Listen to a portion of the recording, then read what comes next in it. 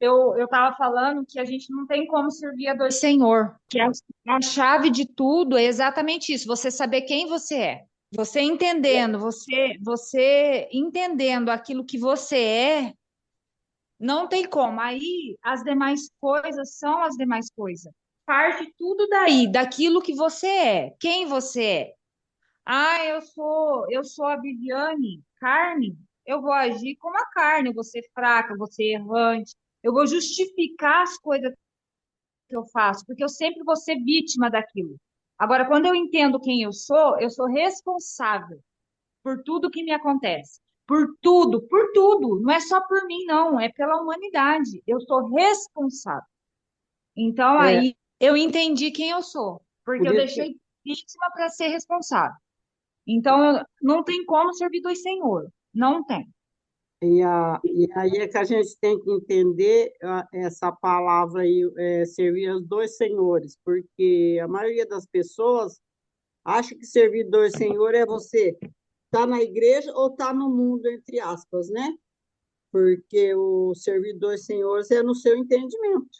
Então, mas se eu partir do princípio desse entendimento, que é da maioria, É, ou eu sirvo a é, Deus ou eu sirvo o mundo, aham, eu posso trazer para a espiritualidade. com certeza. Então, Deus sou eu. É, Ou eu sirvo aquilo que eu sou, ou eu permito aquilo que eu sou agir através do meu corpo, ou eu sirvo o mundo, que é a carne. Para mim é por isso que, exatamente isso. Então, por isso que trazendo temos, isso para a religião é exatamente isso. Ou, é, ou, ou eu entendo aquilo que eu sou, e a partir daquilo que eu sou, eu permito esse espírito, essa vida, usar esse veículo que é meu corpo e assim fazer a vontade dele, ou então eu sirvo ao mundo que é a carne e vivo escravo daquilo que eu penso e acredito ser. por isso que temos que assumir a nossa responsabilidade de sermos filho de Deus, viver como filho de Deus e sabendo que nós somos imagem e semelhança dele aqui nessa terra, porque a partir do momento que você entende isso, você assume essa responsabilidade. Você não joga essa responsabilidade para os outros, porque a maioria das pessoas joga a responsabilidade para o outro. Ah, eu não faço isso por causa de fulano, eu não sou feliz por causa de ciclano. Ah, eu não arrumei esse melhor emprego porque eu não estudei, é por causa disso, por causa daquilo. Então a gente tem que entender essa humanidade aí, esses dois senhores, esses dois pensamentos, e assumir a nossa responsabilidade, porque nós somos responsáveis por tudo e por todos. Se uma coisa não está dando certo ali no seu ambiente, você pode assumir aquela responsabilidade e transformar aquilo ali. Mas nem todos pensam assim, né? Eu vou falar do Romanos 8 versículo 5, tá, irmãos? É, para trazer meu entendimento aí e complementar tudo aquilo que as duas irmãs falaram aí. E diz assim, ó, aqueles que são dominados pela natureza humana pensam em coisas da natureza humana. Quando é que nós nos vemos, irmãos, pensando nas coisas da natureza humana? Em que situação isso acontece? Do dia, do momento em que nós estamos diante de alguém, de alguma condição, de alguma coisa desfavorável? Em que momento você se vê pensando em coisas da natureza humana? Se aí é constante, é uma coisa que está o tempo todo, ou é esporádico? Como que isso acontece no seu viver, no seu dia a dia? Como que você flui? Você pensa nas coisas da natureza humana ou você pensa nas coisas do espírito? Em que ponto você se encontra, em que situação você se encontra, em que estágio você se encontra? Você é daqueles que ainda é dominado pela natureza humana, ou você já tem o espírito te controlando, as coisas, da vida real, as coisas eternas controlam o seu viver, o seu pensar, o seu falar, a sua interpretação de vida, o seu modo de expressar, no seu dia a dia? Como que você tem fluído? Como que você tem vibrado aí no seu dia a dia, né? Porque o apóstolo aqui ele está falando realmente a respeito dos dois senhores que os irmãos citaram aí, das duas condições. Uma condição é a condição de você estar inserido na família de Deus, né? E a outra condição é de você estar, embora sendo da família, você está vivendo como se fosse fora, como que você não tivesse nenhum compromisso, tivesse nada a ver com as coisas de Deus. Por isso, ele entra nesse assunto. Aqueles que são dominados pela natureza humana, pensam em coisas da natureza humana. Você acha que a maioria das pessoas que pensam Deus, que buscam Deus, que tentam entender Deus, eles são controlados pela natureza humana ou eles são controlados pelo espírito? Eu acredito que a maioria, irmãos, são controlados pela natureza humana. Inclusive nós, em muitas de nossas decisões, elas refletem que a natureza humana é que está nos controlando. E que os pensamentos, que as intenções do espírito é o mínimo que a gente tem demonstrado e experimentado. Nós estamos muito aquém de viver o que é espiritualidade, o que é ser controlado pela mente espiritual. E a gente toca nesse assunto justamente para que os irmãos possam ter essa reflexão. Como que eu tô vivendo hoje? Eu estou sendo controlado pela mente humana ou estou sendo controlado pelo pensamento do espírito, pelas coisas do espírito, as coisas que agradam a Deus? O que que agrada a Deus, irmão? O que agrada a Deus é o que eu faço? É as coisas que eu deixo de fazer é que são as coisas que agradam a Deus? Em nome dele? É lógico que não é isso, né, irmãos? É lógico que não é isso. O nosso Pai, ele não espera de nós algo que nós não temos a condição de fazermos por nós mesmos. O que agrada a Deus? Nós vimos isso nos vídeos que nós postamos esses dias, alguns já foram para o ar, no canal Tua Graça Me Basta, e outros ainda não foram. O que agrada a Deus? Agrada a Deus é você saber o que Ele fez por você, é você conhecer o que Ele fez por você, e você viver aquilo que Ele fez. É isso que agrada a Deus. Ele não quer que você faça coisas diferentes. Ele não espera de você que você seja diferente. Não, ele espera de você que você conheça o que está pronto, o que ele já fez. É isso que o apóstolo Paulo fala. Salvo engano, nós lemos Romanos capítulo 12, né? Versículo um e 2. E justamente é isso que agrada a Deus. É disso que Deus se agrada. Então, Deus se agrada do quê? Deus se agrada de eu entender o que está pronto, de eu realmente revelar o que está pronto.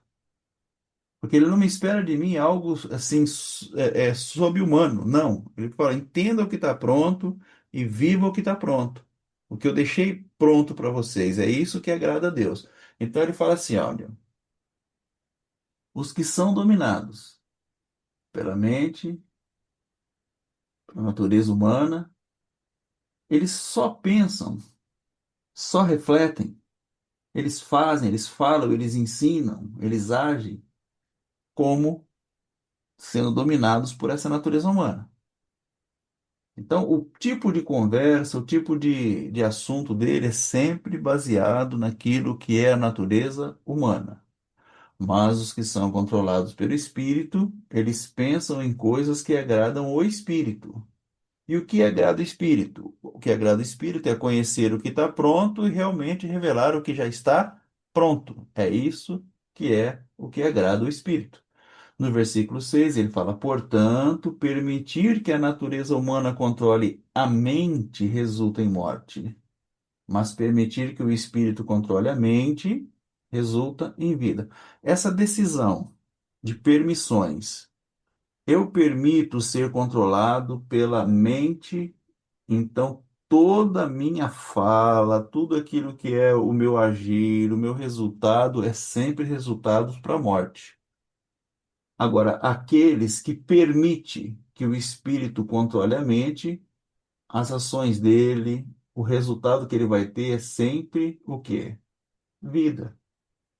Ele sempre estará em vida e em paz. Por que que ele tem vida e é paz, irmãos? Por que que a árvore da vida nos traz paz? Porque se alimentar da árvore da vida nos traz paz?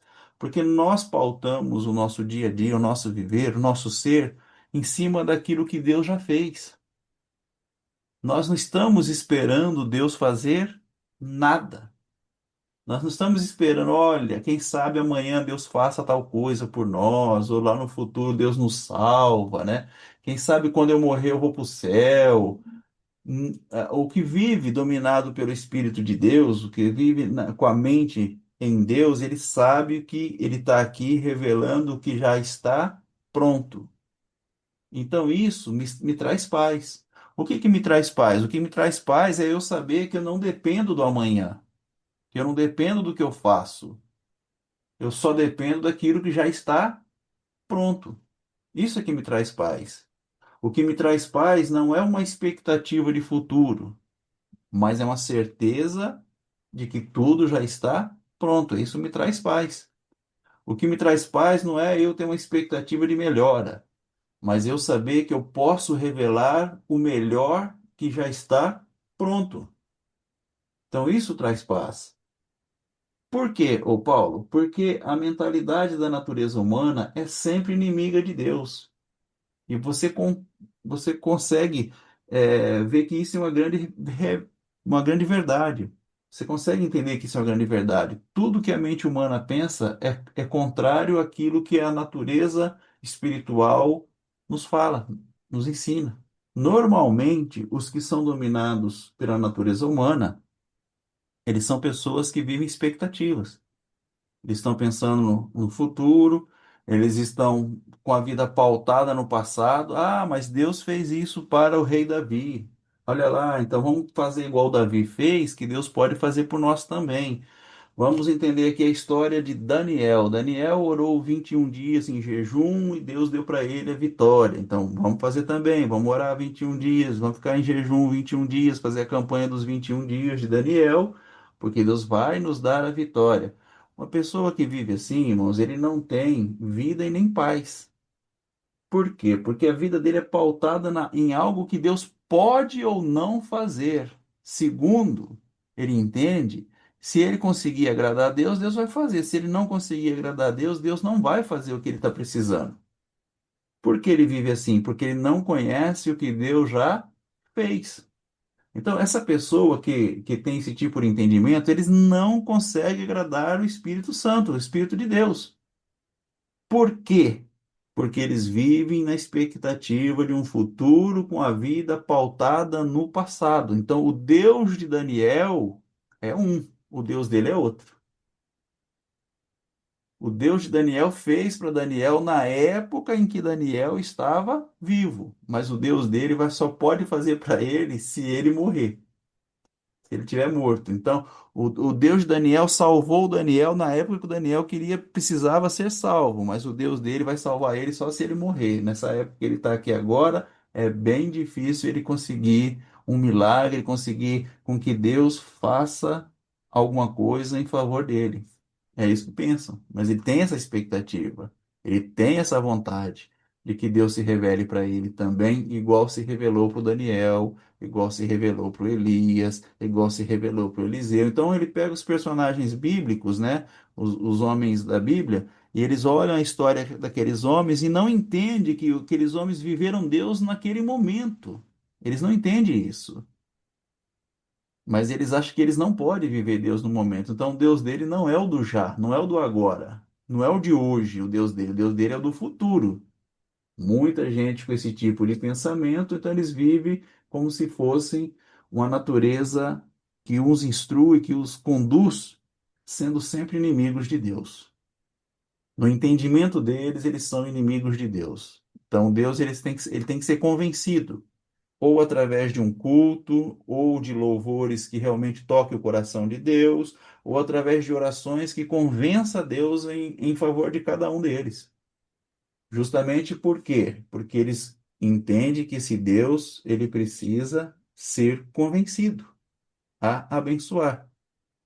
E eles não entendem, eles não têm a consciência de que tudo já está pronto, do que tudo já foi feito. Então, eles não tendo esse conhecimento, eles desagradam a Deus com suas atitudes, eles desagradam o Espírito com suas atitudes.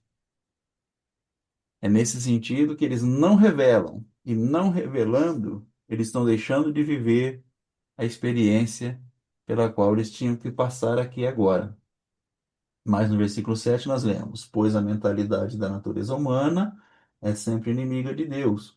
Nunca obedeceu às leis de Deus. Então Deus deu as leis, mas a humanidade tentou viver a lei como se fosse ali a ordenança de Deus, mas não conseguiram. A natureza humana não conseguiu obedecer às leis de Deus e nunca obedecerá. Isso aqui é forte, irmãos. Não é que ela não obedeceu porque eles não estavam preparados, é porque ela nunca obedecerá à lei de Deus. A natureza humana nunca fará isso. Então, eu entendo, irmãos, que a natureza humana não tem salvação. Não existe salvação para a natureza humana. O que é salvo em mim? É a natureza humana ou é a natureza do espírito? Qual que é a parte em mim que é de Deus? É a natureza humana ou é a condição espiritual? É para os irmãos meditarem. É para vocês pensarem a vida a partir destes versículos. A natureza humana, ela nunca obedecerá a Deus, por mais que você se esforce, por mais que você jejue, por mais que você ore, por mais campanha que você faça, por mais vezes que você vá na igreja, por mais dedicação que você tenha, por melhores roupas que você coloca diante de ti, por mais abstinências que você faça, né, no seu dia a dia, que você impõe sobre você mesmo, sobre esse peso sobre a sua carne. Eu não vou mais comer isso, eu não vou mais beber isso, eu não vou mais frequentar tal lugar. Por mais que você faça isso, a sua natureza humana nunca obedecerá a Deus. É difícil ouvir, mas é a verdade.